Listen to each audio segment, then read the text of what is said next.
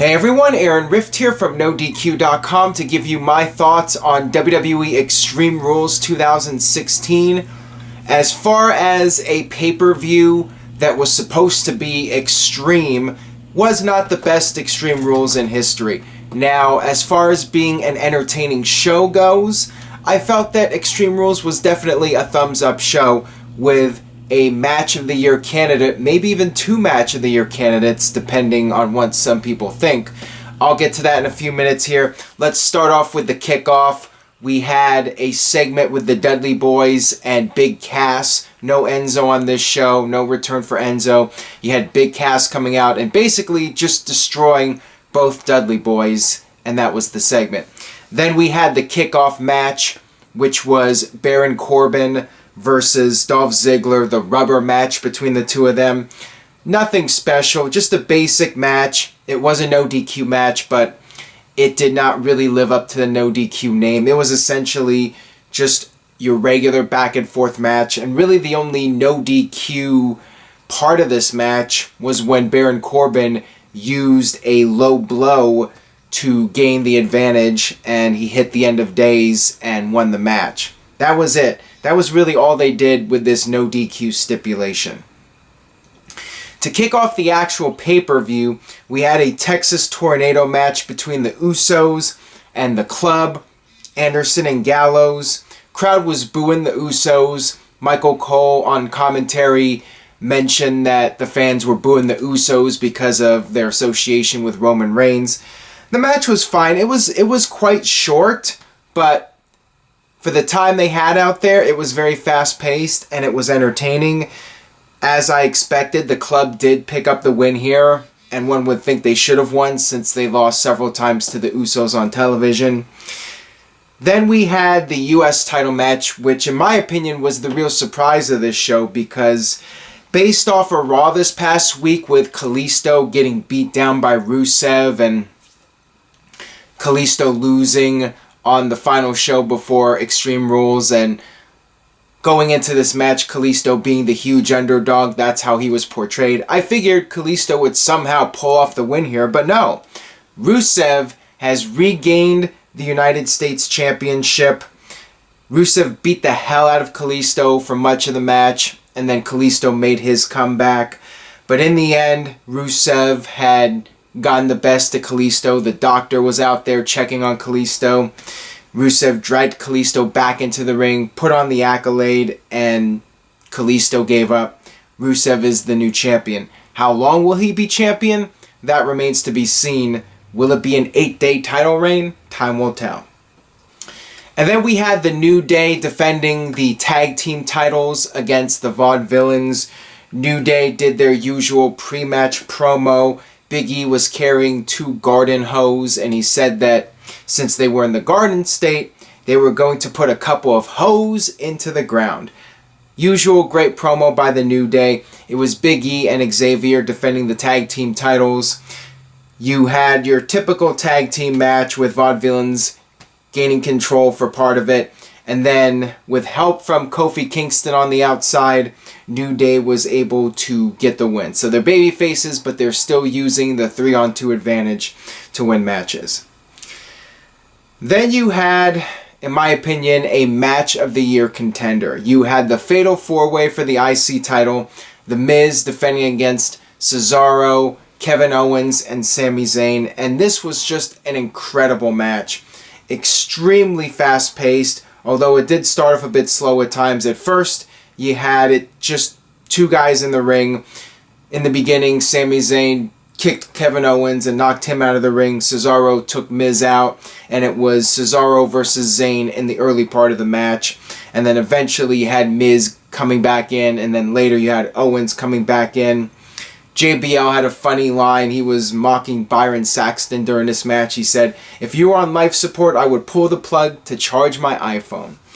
Just wanted to take note of that. And then you had a big 4-way spot in this match with Owens getting double superplexed by Miz and Zayn, but Cesaro powerbombing Miz and Zayn at the same time. And they did a lot of cool stuff in this match. Cesaro doing the uppercut train to all three opponents. You had Owens doing the cannonballs to everybody. Cesaro kicked out a skull-crushing finale. It was just going back and forth, back and forth. Cesaro did 20 swing rotations on The Miz. You had Maurice getting involved. Miz actually tapped out at one point, but the referee did not see it. You had lots of pinfall breakups. You had everybody down at one point, and the crowd just gave everyone a standing ovation. There was something like 3 or 4 "This is awesome" chants during this match. It was pretty incredible. And then finally for the finish, Sami Zayn had the match won, but Kevin Owens pulled out his rival, and Miz took advantage of the situation and stole Sami Zayn's pin to retain the IC title. The only botch here was the camera angle was messed up. They did not get Miz coming into the ring and getting the pinfall, but other than that, this was as close to a perfect match as you could ask for. I know some people were not happy about The Miz retaining the title, but I felt it was the best decision. That was my prediction for Miz to retain the IC title, just because I felt that it was too soon for Sami Zayn to win the title. He should be chasing it.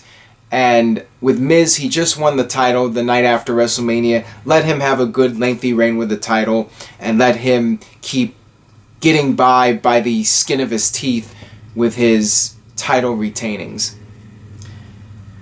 Then we had Chris Jericho versus Dean Ambrose in the first ever and perhaps the last ever Asylum match. The problem with this match was that it was too long. A lot of the matches earlier on the show were cut short to give this match more time, and I think that was a mistake. This match went on for way too long. You had each guy going up there, taking forever to climb up and grab a weapon, and it really dragged for the longest time. At one point the crowd was chanting "We want Rollins," and the crowd was dead for most of the match. It was probably at least 10 minutes too long. You had the crowd finally wake up when Dean Ambrose pulled down a bucket, and inside the bucket was a bag of thumbtacks. When this happened, when this was revealed that the thumbtacks were there, the crowd started to wake up. And this is where the match really started to pick up with the thumbtacks, and they were doing all these spots teasing somebody going through the thumbtacks. Finally, Chris Jericho went for the code breaker. Ambrose caught him and slammed him into the thumbtacks, and then hit the dirty deeds onto the thumbtacks, and Ambrose won the Asylum match. So the last 5 minutes was tremendous. Everything else was not what you would hope for from these two guys. Then you had the submission match between Natalya and Charlotte, and in my opinion, this was disappointing. There really wasn't much to it. They were just trading holds back and forth, but the crowd really did not react much to anything. And this is the problem when you do not establish submission holds besides the finishers. When they put on a basic hold, nobody believes it's going to actually end the match. And there just wasn't much heat for it. And I think most people were expecting some sort of shenanigans in this as well. And instead of Ric Flair coming out as the Black Scorpion or under a mask or something like that, you had Dana Brooke come out dressed up as Ric Flair. Natalya got distracted. Charlotte attacked her, put on the figure 8, and retained the title, and that was the end of it. So it was what it was. Nothing special. Then you had the main event, Roman Reigns versus AJ Styles, Extreme Rules match. You can fight anywhere, but it's not Falls Count Anywhere. It's just Extreme Rules, which means anybody could interfere. Crowd hated Roman Reigns. This crowd really did not like him. They were chanting, "You can't wrestle" at him. Even when he did hit some impressive moves, the crowd would chant, "You still suck" at him. They would chant, "Roman sucks," similar to the New Day chant. They were brawling in the crowd early on. They ended up fighting by the kickoff panel set. Then they got back in the ring. AJ took a tremendous beating in this match. First, he got back body dropped through a table, and then later on, Roman swung AJ into the apron, swung him into the barricade, picked him up, and then powerbombed him through a table. Lots of cool spots in this match. AJ was just taking crazy bumps for Roman Reigns, making Roman Reigns look like the strongest man on the planet. But to AJ's benefit. He did look good in this match, being able to come back from all this punishment from Roman Reigns, and that's really what you want out of these title matches. You want both competitors to come out of it looking really strong. AJ did come off looking strong, although you did have the inevitable interference from the club coming out, attacking Roman. Then you had the Usos coming out, making the save. All this stuff very predictable. AJ went for the flying forearm. It was countered midair into a spear by Roman Reigns. Roman retained the title. Very predictable match, but I will say it was well executed for what it was. And then you had the post-match, which was the return of Seth Rollins. Seth Rollins coming out, hitting the pedigree, crowd chanting, "Thank you, Seth." Seth Rollins holds up the title. Makes sense. He had to forfeit the title because of the injury, so of course he would come back to reclaim his title.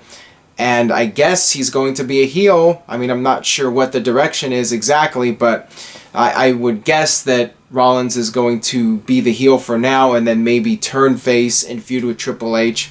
That is something I could see happening, but it looks like the next big match for the title is Roman Reigns versus Seth Rollins.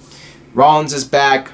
Things should start picking up now with Rollins back in the mix. John Cena's coming back. Randy Orton will be back soon. Let me know what you thought about tonight's Extreme Rules pay-per-view. We'll see what happens with AJ and the club. Will they stay together? Will they break up? One would think that that's a logical direction.